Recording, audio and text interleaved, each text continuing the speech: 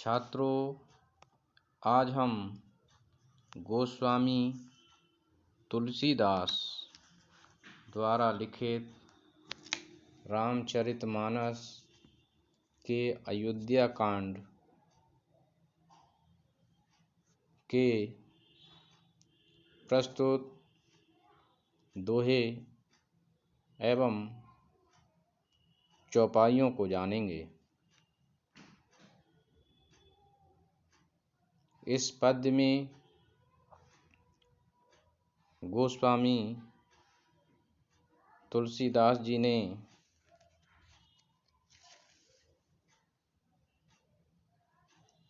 महाराजा दशरथ की व्यवस्था एवं उनकी रानी कैकेयी के क्रोधित रूप को प्रस्तुत किया है।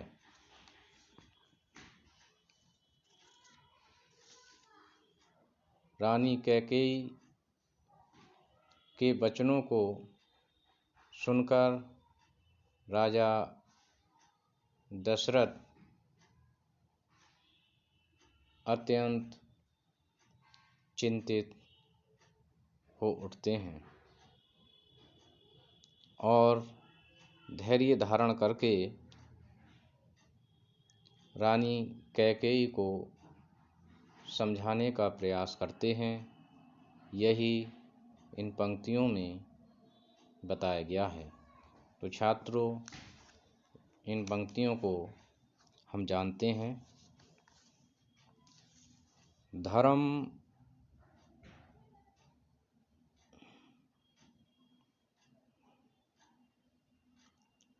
धुरंधर धीधर नयन उघारे राय, सिर धुन लीन उसास अस मारे सिमोह कुठाएं। आगे दीख जरत रिस भारी, मनहु रोष तखार उघारी। कि सिर धुन लीन उसास अस मोह कुठाएं। राजा दशरथ जो कि धर्म के धुरी माने जाते हैं, उन्होंने धैर्य को धारण किया और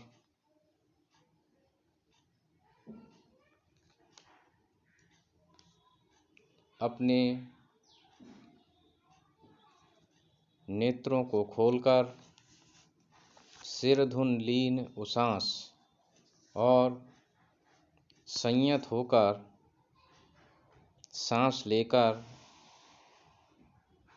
कैकेयी से कहा कि मारे सी मोह कुठाएं, कि मेरे लिए तो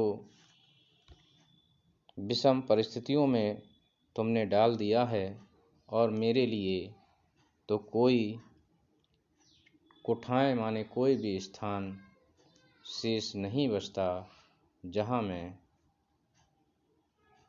चिंता से मुक्त रह सकूं। आगे कहा गया है, आगे दीख जरत रिस भारी, मानहु रोष तखार उघारी। मूठ कुबुद्धि धारि निठुराई, धरी कुबरी शान बनाई। कि आगे दीख जरत रिस भारी, कि रानी कैकेयी प्रचंड क्रोध से जलती हुई दिखाई दे रही हैं, अर्थात अत्यंत क्रोधित हैं। मानहु रोष तखार उघारी,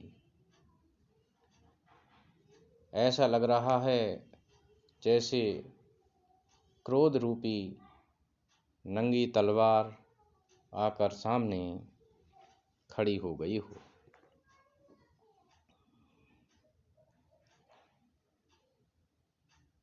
मूठ कुबुद्धि धारि निठुराई, धरी कुबरी शान बनाई। कि कुबुद्धि रूपी मूठ है और जिस पर निष्ठुरता रूपी धार है,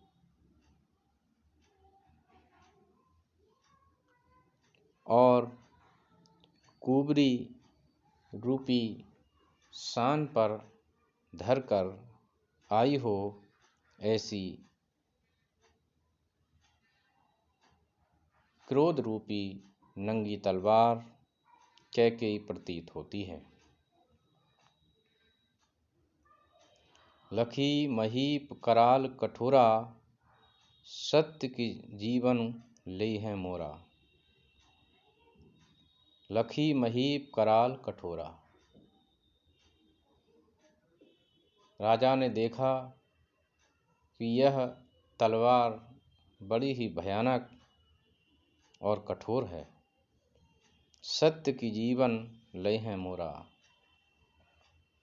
उन्हें लगता है कि यह तलवार निश्चित रूप से उनका जीवन ही ले लेगी। बोले राउ कठिन करी छाती, बानी सविनय तासु सुहाती। और राजा दशरथ अपनी छाती को कठिन करके, अर्थात अपने हृदय पर पत्थर रखकर धैर्य धारण करके ऐसी वाणी बोलते हैं जो उसको अच्छी लगे। वाणी सविनय तासु सुहाती, अर्थात ऐसी वाणी जो कैकेयी को अच्छी लगे। प्रिया बचन कस कहिस कुमाती, भीर प्रतीत प्रीति कर हाथी। दशरथ जी कहते हैं कि प्रिया बचन कस कहिस कुमाती, कि हे प्रिय, विश्वास और प्रेम को नष्ट करके ऐसी बुरी तरह के वचन मत कहो। भीर प्रतीत प्रीत कर हाथी।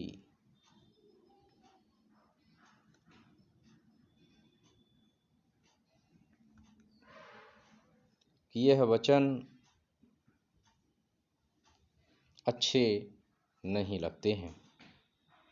मोरे भरतु राम दुई आँखी, सत्य कहूँ कर शंकर राखी। कि मोरे भरतु राम दुई आँखी, कि मेरे लिए भरत और राम दोनों आँखों के समान हैं, अर्थात दोनों ही अत्यंत प्रिय हैं। ये मैं शंकर जी की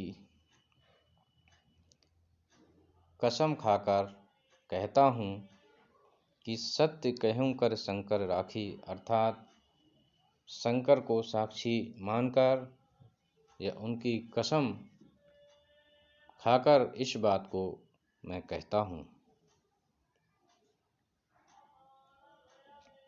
अवसु इतु में पठ एव प्राता, ए हैं बेग सुनत दो भ्राता। सुदिन सौंध सब साजु सजाई, और देई भरत कहूँ राजु बनाई।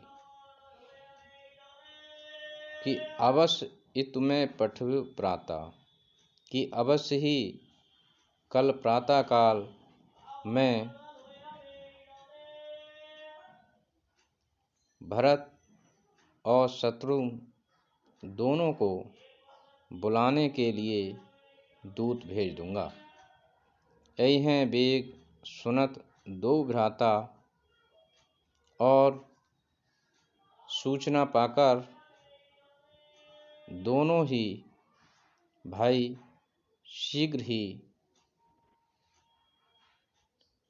आ जाएंगे। सुदिन सौंध सब साजु सजाई, देव भरत कहूँ साज बनाई। और सुदिन सौंध सब साज सजाई। और किसी दिन अच्छा मुहूर्त निकलवा कर सब तैयारियां करके डंका बजाकर मैं भरत को राज्य दे दूंगा।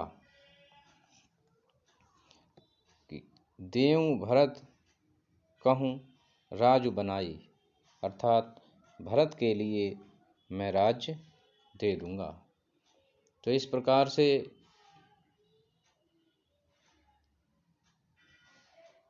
इन काव्य पंक्तियों में दशरथ कैकेयी को समझाते हुए प्रतीत होते हैं कि अब राज्य तिलक राम का नहीं बल्कि भरत का ही किया जाएगा। राजा दशरथ की करुणापूर्ण स्थिति को इसमें प्रकट किया गया है। वहीं कैकेयी को क्रोध रूपी तलवार के रूप में प्रकट किया गया है। इस प्रकार से हमने इन पंक्तियों के अर्थ को जाना और समझा है। तो मैं समझता हूँ छात्रों, आपने इन काव्य पंक्तियों को अवश्य ही समझा होगा। धन्यवाद।